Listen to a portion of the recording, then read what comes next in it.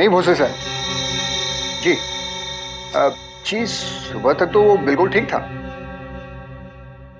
Doctor तो उसका discharge certificate बना चुका था। हाँ वो दिन में जब एक नर्स आई थी चेकअप के लिए, तब पता नहीं कैसे उसने एक स्प्रिट की बोतल चुरा ली और बाद में पूरी की पूरी बोतल पी गया। भोसे साहब वो डॉक्टर साहब बाहर आ गए, तो मैं आपको बाद में फोन करके सारी रिपोर्ट देता हूँ। क्या हुआ डॉक्टर साहब, जिंदा है या गया? तमीज से बात करो, बेटा है वो मेरा। आपका बेटा कानून का मुजरिम भी है मैडम। देखिए, खतरे की अब कोई बात नहीं है। स्प्रिट पीने की वजह से इंटेस्टाइन पर असर हुआ है, इसलिए 15 दिनों तक हमें उसे यहाँ ऑब्जर्वेशन में रखना होगा। वो सिर्फ नाटक कर रहा है डॉक्टर साहब, आप उसे मेरे हवाले कर दो, 2 दिन में ठीक हो जाएगा। देखिए इंस्पेक्टर साहब, आपको पेशेंट के ठीक होने का इंतजार करना ही होगा। फिलहाल तो वो बेहोश है, 3-4 घंटे बाद उसे होश आ जाएगा, उसके बाद ही आप लोग उसे मिल सकते हैं। थैंक गॉड वो ठीक है। इसमें इतना खुश होने की जरूरत नहीं मैडम। शायद आपको पता नहीं कि आपके बेटे पर अब एक और केस लगेगा, सुसाइड अटेम्प्ट का केस। हाँ भोसे सर, ये पाटिल बोल रहे हैं। हाँ डॉक्टर साहब से मेरी बात हुई है, वो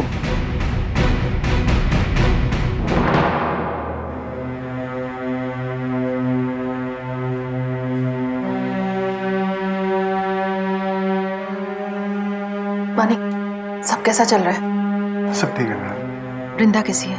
हाँ पहले से बेहतर है, लेकिन बार बार पूछती रहती है मेरे बहनों को फोन किया कि नहीं, मेरे बहनों को फोन किया कि नहीं। किसी भी तरह बात को टाल देता हूँ, लेकिन ऐसा कब तक? बस कुछ दिन और, थोड़े दिन और हमें इसी तरह टालना है। कुछ भी बहाना बनाओ, बस याद रहे कि किसी कीमत पर हमें इसे इसकी बहनों के सामने नहीं लाना है, तभी हमारा प्लान कामयाब होगा, वरना सब गड़बड़ हो जाएगा।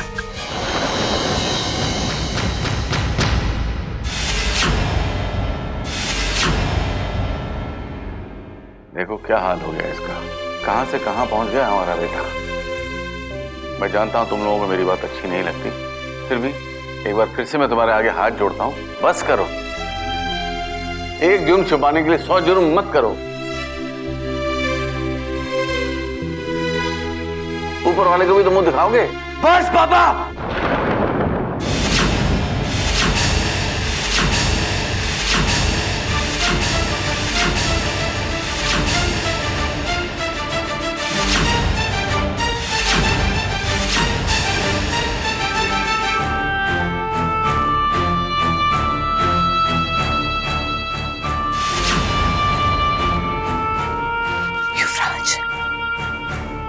तुम्हारी ये मजाल कि तुमने अपने पापा पे हाथ उठाया? हाँ उठाया,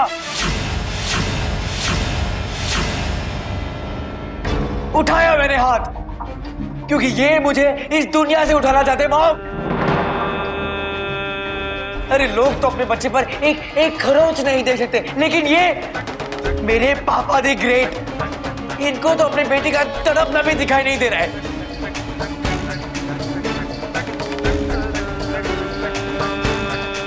मुझे यहां से बाहर निकालने के बजाय मुझे जिंदगी भर के लिए जेल में डालने की प्लानिंग कर रहे हैं। मैं रोज यहां डर के मारे कांपता रहता हूं कि किसी को भी मेरे राज के बारे में पता नहीं चलना चाहिए। किसी भी वक्त में जेल जा सकता हूं, लेकिन ये मेरे पापा ऊपर तक अपनी पहुंच यूज करने के बजाय मुझे इस चिंता में लगे रहते हैं कि मैं ऊपर वाले को क्या जवाब दूंगा। मैं भाषण दे रहे मुझे। अच्छा किया बेटा, बहुत अच्छा किया। तेरा ये बाप इसी लायक है। अपना रास्ता बदलकर इन लोगों ने तो मुझसे रिश्ता तोड़ ही दिया था। मैं आज यहाँ आया था तो सिर्फ तेरे लिए, पर आज तूने भी वो रिश्ता तोड़ दिया।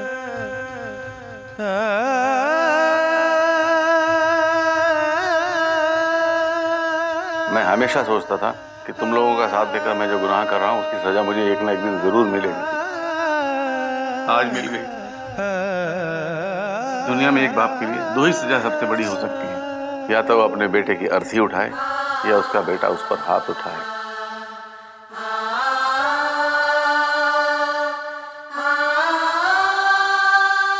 अपने संस्कारों, अपनी परवरिश का सर्टिफिकेट भी मिल गया मुझे आज।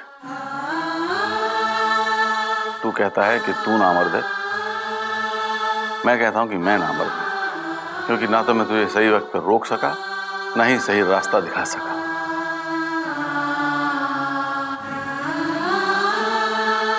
वैसे तो मेरी सोच, मेरी सलाह यहाँ कोई नहीं मानता, लेकिन आज तुझे एक आखिरी सलाह देके जाता हूं मैं। दुनिया तुझे नामर्द ना समझे, इस कोशिश में तू खुद को भगवान समझना छोड़ दे बेटा, वरना पछताने का मौका भी नहीं मिलेगा।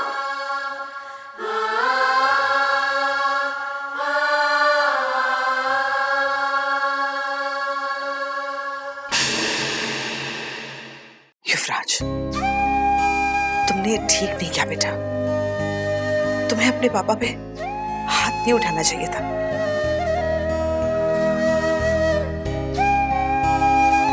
मानती हूं कि उनके विचार हमसे मिलते नहीं हैं, वो अलग है, लेकिन वो हमारे खिलाफ भी तो नहीं जाते। जाते, जरूर जाते मॉम। सच, झूठ, गुनाह, पाप, जब तक उनके सर पर इन सारी बातों का भूत सवार है ना, वो कुछ भी कर सकते हैं। मुझे फांसी के फंदे तक पहुंचा सकते हैं मॉम।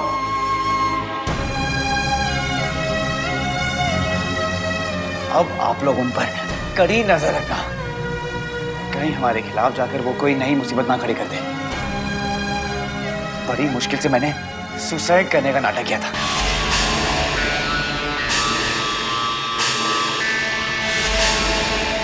ताकि वो इंस्पेक्टर पाटिल मुझे यहां से ना ले जा सके। क्या इसका मतलब कि तुमने जेन्युइनली सुसाइड करने की कोशिश नहीं की थी? होश में आ गई होगा। ध्यान से डॉक्टर, कहीं वो दो कांस्टेबल हमारी बात ना सुन ले। मॉम, मैं इन्हीं डॉक्टर की वजह से बच गया हूं। सुसाइड का नाटक इन्हीं का आइडिया था, ताकि वो इंस्पेक्टर मुझे यहां से ना ले जा सके। लेकिन अगर आप लोग ने मुझे यहां से जल्दी बाहर नहीं निकाला ना, तो मैं कह रहा हूं मुझे सच में सुसाइड करना पड़ेगा।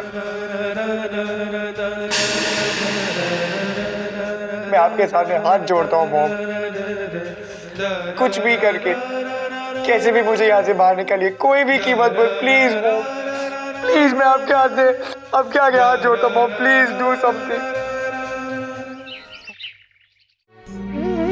ताई, आप क्या सोच रहे?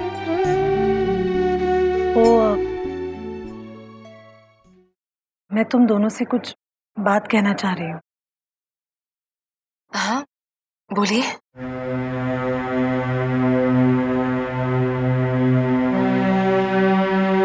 देखो, संध्या के इंसाफ की इस लड़ाई में मैं तुम सबको परेशान होते हुए नहीं देख सकती। इससे अच्छा है तुम ये केस भूल जाओ, अपने अपने काम पर ध्यान दो।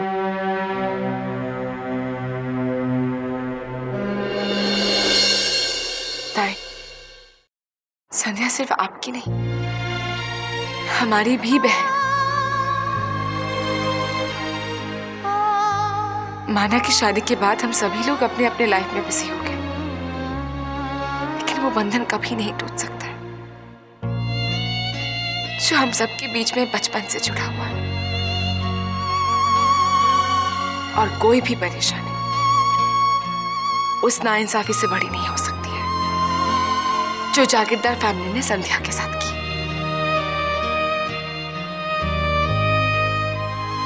हाँ ताई, बचपन से आज तक आपने हमें कभी अकेला नहीं छोड़ा, तो फिर आज हम आपको कैसे अकेला छोड़ सकते हैं? और फिर ये लड़ाई हम सबकी है, आपकी अकेले नहीं। आपको याद है ना ताई, आप बचपन में बाबा से क्या कहती थी? यही कि हम उनकी 5 बेटियां नहीं, बेटे हैं। इस बात को साबित करने का वक्त आ गया है ताई। और बाबा की और संध्या के कातिल को सजा देने का भी। अगर जागीरदार के पास उनकी जागीर है तो हमारे बीच में हमारा प्यार है। उनके हर सवाल का जवाब हम उन्हीं के ढंग से देंगे। बस आप हमें अकेला मत छोड़िए ताई।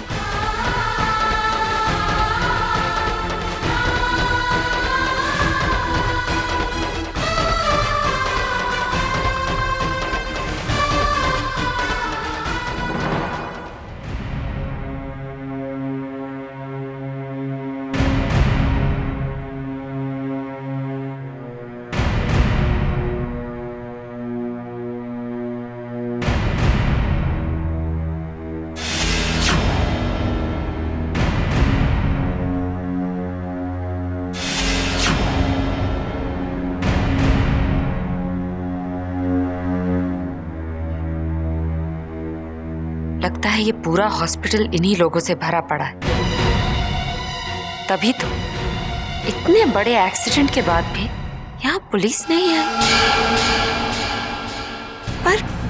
पर ये लोग मुझे यहाँ कैद करके क्यों रखना चाहते हैं? मेरी जान बचाकर मेरा इलाज करवा रहे हैं। ऐसा तो कोई तभी करेगा जब उसे मुझसे कोई फायदा होने वाला हो। नहीं संध्या, तुम पहले ही बहुत जुल्म सह चुकी हो।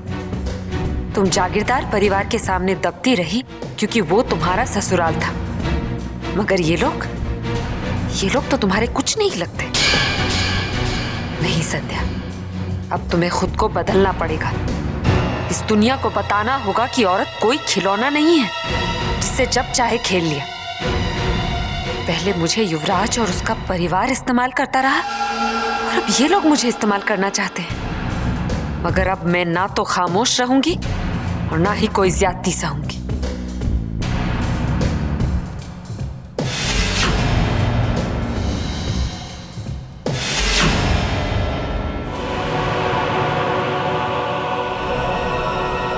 लेकिन अभी यहां से भागना ठीक नहीं होगा। पहले इन लोगों को यकीन हो जाए कि होश में आने के बाद भी मैं यहां से कहीं नहीं जाऊंगी। उसके बाद मौका मिलते ही यहां से निकल जाऊंगी।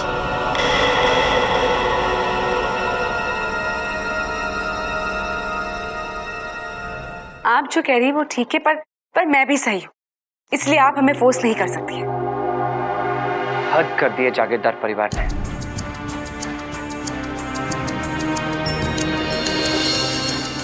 मेरी लाख कोशिश करने के बाद उन्होंने मेरी सारी डील्स कैंसिल करा दी। कितना गिर सकते हैं वो लोग। इस बात से एक चीज तो साबित होती है, उन्होंने संध्या के साथ जरूर कुछ गलत किया है, इसलिए वो लोग इस तरह से डरे जा रहे हैं। एक गुनहगार ही अपने आप को बचाने के लिए ऐसा कर सकता है।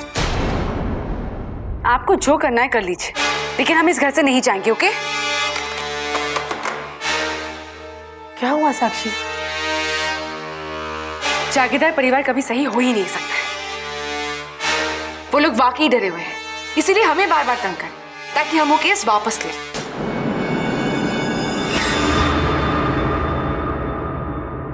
आदि,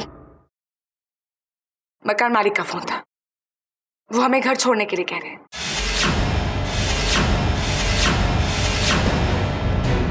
बट आई एम श्योर ये वो नहीं कह रहे, उनसे कहलवाया जा रहा है। ताई की तरह अब हमें बेघर करके हम पे दबाव डालने की कोशिश कर रहे हैं।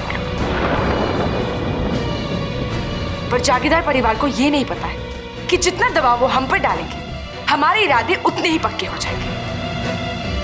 पर साक्षी, वो ऐसे कैसे घर खाली करने के लिए कह सकते हैं? ताई आप चिंता मत कीजिए। आदि ने पहले ही 3 महीने का रेंट एडवांस में दे दिया है, इसीलिए लीगली इस घर से हमें 3 महीने से पहले कोई नहीं निकाल सकता। यहाँ से जाते वक्त संध्या ने जो भी इशारे में कहा था वो बिल्कुल सही निकला। काश मैं वो इशारा तभी समझ पाती।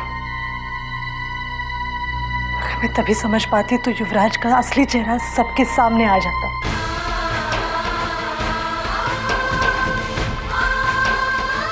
अब हम सब कितनी भी तकलीफ में क्यों न जी, युवराज को सजा दिलवाकर जागीरदार परिवार को तकलीफ जरूर देंगे।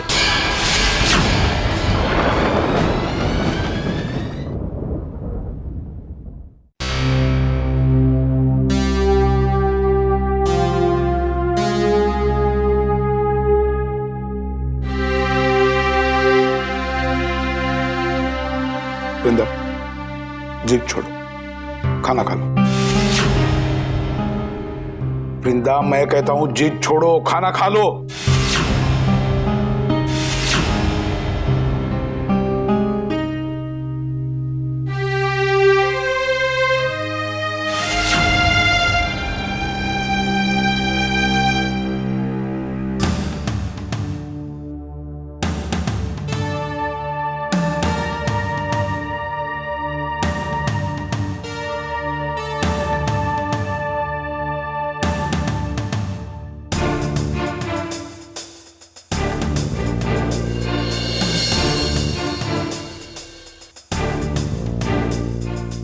लो, दवाई खा लो।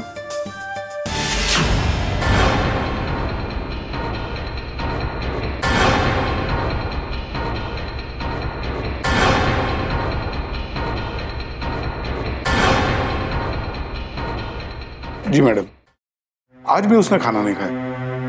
जबरदस्ती जूस तो पिला दिया था, लेकिन ऐसा कब तक चलेगा? हाँ मैडम। मैं लाइट बंद कर रही हूँ, आप सो जाइए। Good night.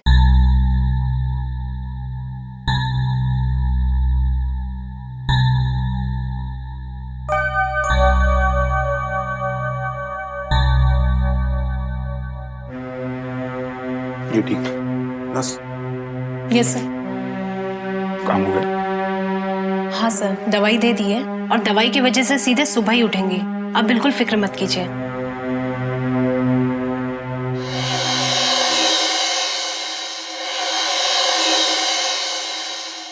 इधर आओ। ये देखो, अभी तो वो दवाई की वजह से सो गई है, लेकिन तुम लोग चौकन्ने रहना, समझे? जी सर।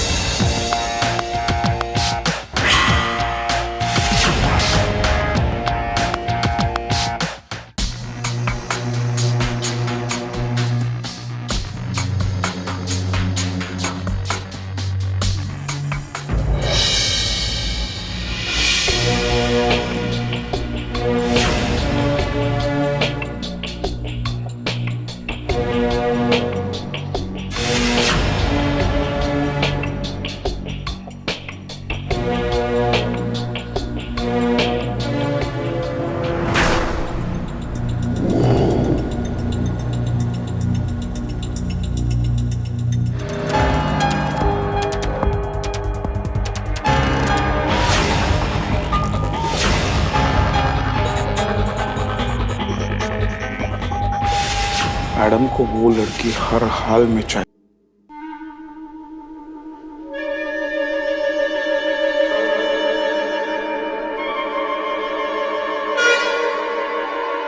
सच में दवाई का असर काफी तेज लगता है।